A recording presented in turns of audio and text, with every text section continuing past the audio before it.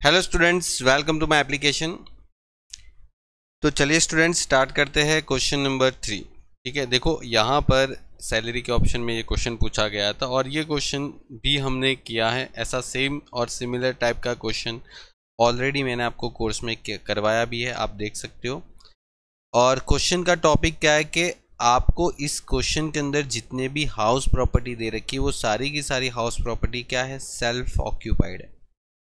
ठीक है, ये एक मेन पार्ट है। तो मैंने आपको समझाया था कि न्यू रूल्स के हिसाब से अगर सारे के सारे हाउस अगर आपके सेल्फ ऑक्यूपाइड होते हैं तो आप कोई भी दो हाउस को सेल्फ ऑक्यूपाइड बता सकते हो और तीसरा हाउस है उसको deemed to be let out बताना पड़ेगा। ठीक है, ये नियम है और ये मैंने आपको पूरे कोर्स के अंदर एकदम डिटेल में ऐसा क्यों होता है वो भी मैंने बताया। ठीक है, पहले नियम था एक घर ही सेल्फ ऑक्यूपाइड रख सकते थे, लेकिन अभी है कि दो हाउस प्रॉपर्टी आप सेल्फ ऑक्यूपाइड रखते हैं और बाकी एक को deemed to be let out समझना है। ओके, अब यहाँ पर हम जाते हैं तो यहाँ पर एक नीचे क्वेश्चन में ये पूछा है after the considering all option. अब ये कौन से ऑप्शन की बात बोली है? अगर आपने मेरे इस क्वेश्चन के सॉल्यूशन को देखा होगा ना तो आपको पता होगा कि सर यहाँ पर ऑप्शन कौन से होते हैं। तो ऑप्शन बनेंगे बिकॉज आपको डिसाइड करके देना है कि कौन सा हाउस जो है वो सेल्फ ऑक्यूपाइड रखना है तीन में से और कौन सा हाउस जो है वो deemed to be let out रखना है। वो आपको डिसीजन लेना है। देखो यहाँ पर बोला है income tax benefit which house should be taken as a self occupied. मतलब इनकम टैक्स बेनिफिट के लिए आप कौन सा घर सेल्फ ऑक्यूपाइड रखोगे और कौन सा deemed to be let out. Assess all possible alternatives and compute his taxable house property income for the assessment year 2020 to 23। समझे बात को? चलिए, तो यहाँ पर अगर शुरुआत करते हैं तो देखो क्या शुरुआत होने वाली है। तो मैंने आपको बताया था पहले ऐसा करो कि सारे house deemed to be let out समझ लो। ठीक है, मतलब यहाँ पर लिखेंगे all house consider as deemed to be let out. Okay, ये सारे हाउस जो है वो आपको deemed to be let out समझने। ठीक है, जिसको हम DLOP बोलते थे। ठीक है, शॉर्ट में। अभी आपके पास हाउस नंबर 1 है, हाउस नंबर 2 है और हाउस नंबर 3 है। ओके, और आपको पहला स्टेप मैंने क्या सिखाया था कि अगर कोई भी हाउस अगर deemed to be let out अगर आप बोलते हो ना तो इसका मतलब जो फर्स्ट स्टेप का वैल्यू है ना वही आपका क्या हो जाता है, GAV हो जाता है, जिसमें आपको बोलेंगे म्युनिसिपैलिटी वैल्यू। एक सेकेंड, क्या बोलेंगे? Municipality value. अब म्युनिसिपैलिटी वैल्यू जो है आपके पास कितनी है? म्युनिसिपैलिटी वैल्यू है आपके पास ये रहा 40, 70 और 90। ठीक है, 40,000, 70,000 और 90,000। फिर आता है यहाँ पर फेयर रेंट। क्या आता है? Fair rent. अब फेयर रेंट आपका कितना है? तो यहाँ पर फेयर रेंट है 45, 60 और 95। 45, 60 और 95। और आपको इन दोनों में से हायर लेना है, हायर फ्रॉम दी अबोव। कितना आ जाएगा? 45, 70 और ये 95। और यहां पर स्टैंडर्ड रेंट करना है। स्टैंडर्ड रेंट, स्टैंडर्ड रेंट कहां पर है? तो देखो ये 42, 64 और 1 लाख। 42, 64 और 1 लाख। 42, 64 और 1 लाख। और यहां पर जो लोअर अमाउंट है, ठीक है, मतलब समझो दोनों में से जो हायर वाला सिलेक्ट किया वो और जो स्टैंडर्ड रेंट है वो, उन दोनों में से कम अमाउंट कौन सी है? 45 और 42। तो बोले सर 42। यहाँ पर कम अमाउंट 70 है या 64 है? तो 64। और यहाँ पर 95। तो ये जो आपका है उसको आप GAV बोल सकते, ग्रॉस एनुअल वैल्यू। समझे बात को। मतलब अगर GAV की अगर बात करें तो 42,000 हो गया, यहाँ पर 64,000 हो गया और यहाँ पर 95,000 हो गया, ठीक है। और आगे अगर बात करता हूँ तो मैं यहाँ पर क्या माइनस करूँगा, म्यूनिसिपालिटी टैक्स, लेकिन वो क्या होना चाहिए, पेड होना चाहिए, और पेड ही है, कितना अच्छा बात है। 4,000, 20,000 और 30,000,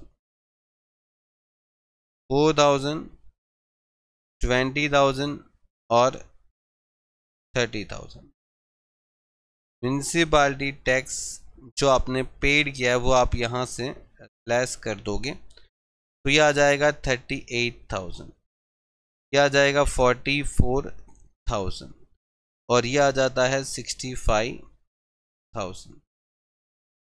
और ये जो है ना वो NAV हो जाएगा, NAV नेट एनुअल वैल्यू। और यहाँ से लेस करना है तो डिडक्शन, और ये डिडक्शन क्या होता है, मुझे पहला डिडक्शन ये मिलता है कि 30% ऑफ NAV। तो NAV का अगर मैं 30% करता हूं तो 38,000 का 30% तो मतलब 11,400, 44,000 का 30% हो जाएगा 13,200 और 65,000 का 30% हो जाता है 19,500। फिर आपको पता है कि सेकेंड आपको जो मिलता है वो इंटरेस्ट ऑन लोन बोरोइंग, ठीक है। अब देखो ये सब बेमतलब का दे रखा है, आपको कोई मतलब नहीं है। आपको interest on loan borrowing capital जो है वो देना है, और interest on loan for the purchase of the house, ये हाउस खरीदने के लिए जो इंटरेस्ट लिया था वो। Interest on loan taken for the construction of, ये कंस्ट्रक्शन के लिए लिया था तो ये भी कंस्ट्रक्शन के लिए हो गया, ठीक है। ये मतलब ऐसा पॉइंट बना देते ना यूनिवर्सिटी वाले तो थोड़ा समझने में आसानी होती है स्टूडेंट्स को, लेकिन ठीक है चलो हम समझ तो लेंगे इतना तो। हाँ, interest on pre construction period, अच्छा ये जो है ना ये बहुत इंपॉर्टेंट है। ये आपका प्री कंस्ट्रक्शन पीरियड जो है ना उसका इंटरेस्ट है। तो यहाँ पर प्री कंस्ट्रक्शन पीरियड में मैंने आपको क्या बताया था कि आपका जो प्री कंस्ट्रक्शन पीरियड का जो इंटरेस्ट होता है ना वो आपको 5 इंस्टॉलमेंट में क्या होता है, डिडक्शन मिलता है। लेकिन कौन से ईयर से, तो जिस साल आपका कंस्ट्रक्शन फिनिश होता है ना उस साल से। कंस्ट्रक्शन फिनिश कौन से साल में हुआ, तो देखो हाउस नंबर 1 का जो कंस्ट्रक्शन फिनिश हुआ 2020-21 में हुआ। तो यहाँ पर 20-21, 21-22, फिर 22-23 और 23-24 और 2024-25। मतलब ये जो है ना ये 5 साल ऐसे है जहाँ पर आपको ये जो 30,000 जो इंटरेस्ट है उसका 5 इंस्टॉलमेंट, मतलब 30,000 डिवाइड बाई 5 मतलब 6,000, तो 6,000 आपको हर साल में मिलेगा, ठीक है। लेकिन हम कौन सा प्रीवियस ईयर कर रहे हैं, तो देखो हमारा असेसमेंट ईयर है 22-23 है। तो हमारा जो प्रीवियस ईयर है वो हो जाएगा कौन सा, देखो प्रीवियस ईयर कौन सा हो जाता है 2021-22। तो 21-22 के साल में इसका डिडक्शन मिलेगा, बिल्कुल मिलेगा, क्योंकि 21-22 में अभी अपना सेकेंड ईयर ही है, ठीक है, कंस्ट्रक्शन हुआ और सेकेंड ईयर ही है।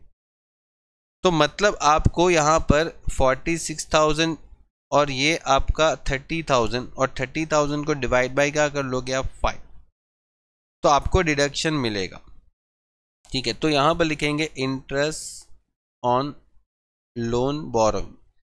तो मैं क्या करूँगा पता है, मैं यहाँ पर ये अमाउंट भी ले लूँगा 4600 और प्लस ये 30,000 को डिवाइड बाई 5 करके जो आंसर आता है 6,000 वो भी ले लूँगा। मतलब मेरे को टोटल डिडक्शन मिलेगा 10,600 और इसको लेस करेंगे 38,000 में से 11,400 और 10,600 मतलब 16,000। ये हो जाएगा मेरा यहाँ पर टैक्सेबल अमाउंट, ठीक है। ये अपना इसको भी रहने दो क्योंकि अभी तो हमें ऑप्शन भी क्रिएट करना बाकी है। अच्छा, अब ये जो अमाउंट है उसमें इसका डिडक्शन तो मिलने वाला है। इसका डिडक्शन मिलेगा तो बोले कि नहीं मिलेगा, बिकॉज यहाँ पर कंस्ट्रक्शन का साल देखो, कंस्ट्रक्शन का साल देखोगे ना तो 2015-16 है और 2015-16, 16-17, 17-18, 18-19 और 19-20 करोगे तो आप देखो 5 साल खत्म हो जाते हैं 19-20 में और हमारा प्रीवियस ईयर कौन सा है, तो हमारा प्रीवियस ईयर है यहाँ पर 21-22, तो आप उसका डिडक्शन नहीं लोगे, ठीक है। तो ये भूल जाओ, इसका डिडक्शन अभी भूल जाओ, क्योंकि वो डिडक्शन मिल चुका है, ठीक है। तो 5800 का डिडक्शन मिलेगा, 5800। तो चलिए 44,000 में से 13,200 मतलब माइनस 5800 मतलब 25,000, 25,000 आपका यहाँ पर इनकम आ सकता है। और इधर बात करें तो देखो, इधर तो आपके पास एक ही तो अमाउंट है, और ये तो हमने घर खरीदा था, कंस्ट्रक्शन नहीं करवाया, तो पूरा ही ले लो, ठीक है। चलो 65,000 में से 19,500 और 6500 माइनस करें तो 39,000 आपका आंसर आएगा। अभी हमें दूसरे ऑप्शन क्रिएट करना है, लिखना है कि all house consider as self occupied. Okay, अगर सारे घर अगर सेल्फ ऑक्यूपाइड होते हैं तो क्या होगा, तो सारे हाउस अगर सेल्फ ऑक्यूपाइड होते हैं तो हाउस नंबर 1, हाउस नंबर 2 और हाउस नंबर 3। देखो, इस क्वेश्चन को करने के लिए पहले आपको इसका जो थियरिकल नॉलेज है वो होना चाहिए, इसका बेसिक अंडरस्टैंडिंग होना चाहिए कि ये हाउस प्रॉपर्टी के जो मैंने आपको थियरिकल जितने भी चैप्टर पर मतलब जो वीडियो बना के समझाया है वो देखना पड़ेगा। डायरेक्टली आप इस क्वेश्चन को नहीं जा सकते, फिर तो ऐसा होगा कि आप इसको याद रख रहे हो कि हाँ इस क्वेश्चन को ऐसे करना है, बस उसी बात पे फिर क्वेश्चन चला जाएगा, ठीक है। बिकॉज जब क्वेश्चन दूसरी बार पूछते हैं तो कोई यहाँ पर सेम क्वेश्चन नहीं पूछेंगे, सेम पैटर्न पे क्वेश्चन आता है, सेम क्वेश्चन कभी नहीं आता, ठीक है, ये ध्यान रखो। आप जब कॉलेज पढ़ते हो ना तो सेम पैटर्न पे क्वेश्चन आ सकता है, ठीक है, कभी भी सेम सिमिलर क्वेश्चन बुक से एकदम से सेम तो नहीं आता, ठीक है। चलो आगे बढ़ते हैं। तो अभी यहाँ पर देखो क्या बोलते हैं ये लोग कि अगर ये पूरा प्रॉपर्टी जो है वो सेल्फ ऑक्यूपाइड होती है, तो आपको पता है सेल्फ ऑक्यूपाइड में जो NAV होता है ना, नेट एनुअल वैल्यू, वो क्या होता है, नील, और नील होता है तो आपको सिर्फ माइनस करना है डिडक्शन में, क्या बोलो, सेल्फ ऑक्यूपाइड में डिडक्शन में क्या माइनस होता है, तो एक ही चीज माइनस होती है, इंटरेस्ट ऑन लोन मतलब borrowing capital.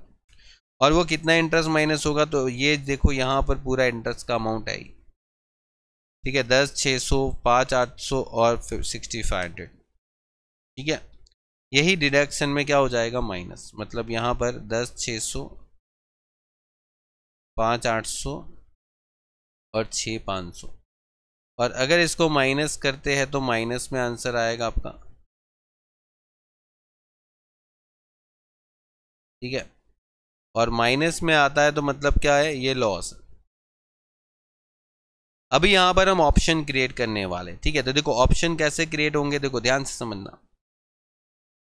Option number 1, option number 2 और ऑप्शन नंबर 3। पहला ऑप्शन क्या है, तो देखो आपका जो हाउस है वो भी एक पहला हाउस है, फिर हाउस नंबर 2 दूसरा हाउस है, फिर हाउस नंबर 3 तीसरा हाउस। अगर आप ऐसा समझते हो कि पहला हाउस, समझो फर्स्ट, मतलब फर्स्ट ऑप्शन ये है कि पहला हाउस जो है ना वो आप सेल्फ ऑक्यूपाइड प्रॉपर्टी करते हो, SOP। दूसरा हाउस भी अगर आप SOP रखते हो, सेल्फ ऑक्यूपाइड प्रॉपर्टी। और तीसरा प्रॉपर्टी जो है वो deemed to be let out रखना पड़ेगा, DLOP कंपल्सरी, ये करना ही पड़ेगा। दो ही हाउस हम सेल्फ ऑक्यूपाइड रख सकते हैं, ठीक है। तो ये मेरा हो गया पहला ऑप्शन। दूसरा ऑप्शन ये हो गया कि पहला जो हाउस है, ठीक है, फर्स्ट हाउस अगर मैं SOP रखता हूँ, दूसरा हाउस मैं DLOP रखता हूँ, और तीसरा हाउस को मैं सेल्फ ऑक्यूपाइड प्रॉपर्टी रखता हूँ, ठीक है। मतलब यहां पर इस ऑप्शन में भी पहला हाउस और तीसरा वाला हाउस क्या हो गया, सेल्फ ऑक्यूपाइड हो गया। और तीसरे ऑप्शन में ऐसा हो सकता है कि ये वाला प्रॉपर्टी मैं सेल्फ ऑक्यूपाइड प्रॉपर्टी रख सकता हूं, और ये वाला प्रॉपर्टी सेल्फ ऑक्यूपाइड रखूं, और ये वाला property deemed to be let out property रखूं। तो देखो मेरे को कौन से ऑप्शन में ज़्यादा फायदा होता है, फायदा मतलब कि कौन से ऑप्शन में मेरे को इनकम, मतलब मेरी इनकम पे टैक्स कम भरना पड़ेगा, ठीक है। देखो हम सब लोग क्या सोचते हैं कि हमें इनकम पे टैक्स कम भरना है, ठीक है। तो इनकम टैक्स में अगर आपको टैक्स कम भरना है तो इनमें से कौन सा ऑप्शन आप सिलेक्ट करोगे, पहला, दूसरा या तीसरा? तो चलिए देखते हैं। देखो, अगर पहला हाउस सेल्फ ऑक्यूपाइड कंसीडर करते हो तो आपका क्या आंसर आना चाहिए? यहाँ पर सेल्फ ऑक्यूपाइड के लिए 10,600 आपका आंसर है। तो सेल्फ ऑक्यूपाइड के लिए 10,600, ठीक है। अभी यहाँ पर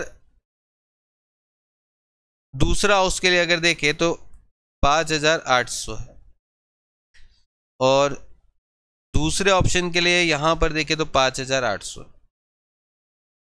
और ये तीसरा ऑप्शन देखें तो यहां पर क्या है 6,500, और ये हो गया 6,500।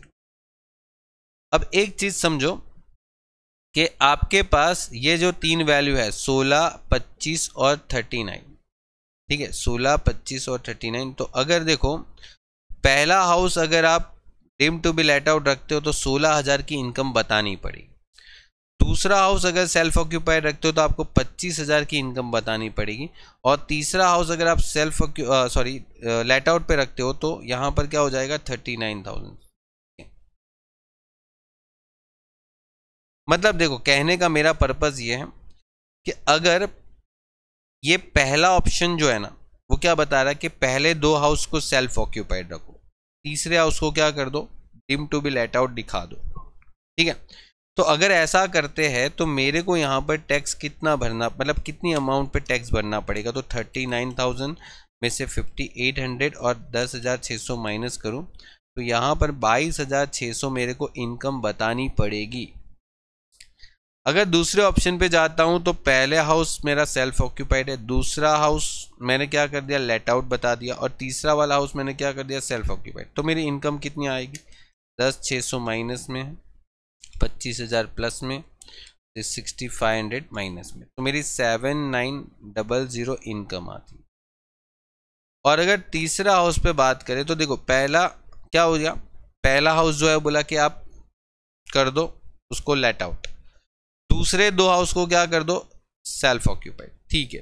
तो यहाँ पर 16,000 में से 5,800 और 6,500 माइनस कर दो तो 3,700 क्या हो रहा है, आपकी इनकम आ रही।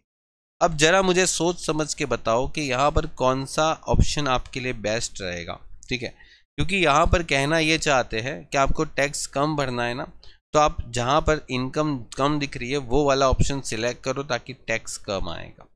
तो यहाँ पर 37,000 जो है, सॉरी 3,700 जो है वो आपकी इनकम कम है, ठीक है।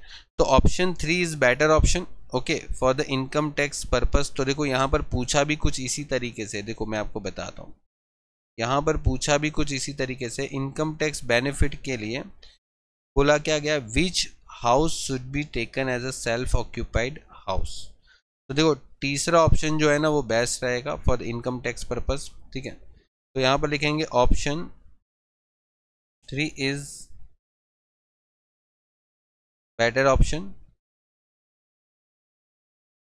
For income tax, okay. तो यहाँ पर क्या बोलना चाहिए अपने को, तो पहला हाउस जो है वो DLOP रखो और हाउस 2 और 3 हमें सेल्फ ऑक्यूपाइड रखना। तो यहाँ पर लिखेंगे house, okay, 2 and 3 is to be considered as self-occupied and house 1 is considered as deemed to be let out, okay done. तो ये हो गया आपका क्वेश्चन यहाँ पर कंप्लीट, ओके। तो देखो ये आपका क्वेश्चन था जो यूनिवर्सिटी ने पूछा था, ओके। तो हो गया, इस तरीके से आपको क्वेश्चन करना था और इसमें अच्छे से आप क्या कर दोगे, एक बॉक्स बना दोगे, ठीक है, अच्छे से, और हर एक हाउस जो है ना उसको आप इंडिविजुअली अलग बता दोगे, कंप्लीट। चलिए तो स्टूडेंट मिलते हैं नेक्स्ट लेक्चर में नए क्वेश्चन के लिए, तब तक goodbye and take care.